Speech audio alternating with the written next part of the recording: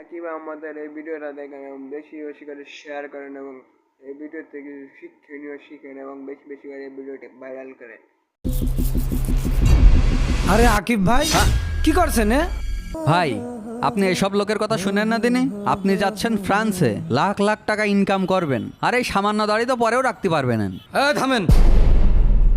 আপনি যে এই দাড়িটার সামান্য বললেন, আপনি কি জানেন যে কোনো মানুষ মারা যাওয়ার পরে তাকে যখন কবরে নামানো হয় তখন এই কথা বলা হয় বিসমিল্লাহি ওয়া আলা মিল্লাতি রাসূলিল্লাহ, রসুলের সুন্নতের উপর তার নামানো হয়। আর এটাকে আপনি সামান্য বললেন। কিন্তু আমি তো আমার বন্ধু আরবির বিদেশ যাওয়ার জন্যই 4 লক্ষ টাকা দিয়েই দিয়েছি। পাসপোর্ট করা হয়ে গিয়েছে, ভিসা করা হয়ে গিয়েছে, এখন তো আমার দাড়ি কাটাই লাগবে।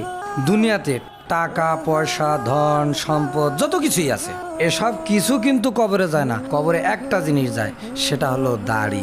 আজকে যদি আমি এই দাড়ি কাটে প্লেনে উঠি, তখন যদি আজরাইল এসে আমার জান কবজ করে, তখন আল্লাহর কাছে আমি কি হিসাব দেব? তখন তো আমি জাহান্নামী হয়ে যাব। না, এই দাড়ি আমি কাটবো না।